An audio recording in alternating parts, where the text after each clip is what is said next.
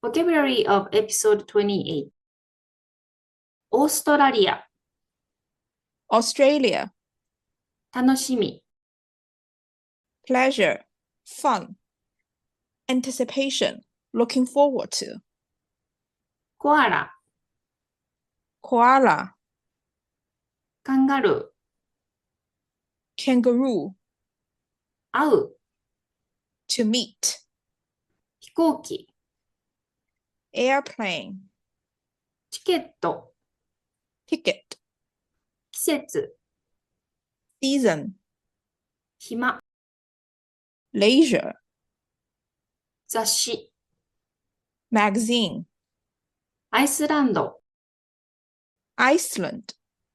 オーロラ aurora, 火山 volcano, 代表的 representative, 羊 sheep, ヨーグルト yogurt, 両親 parents,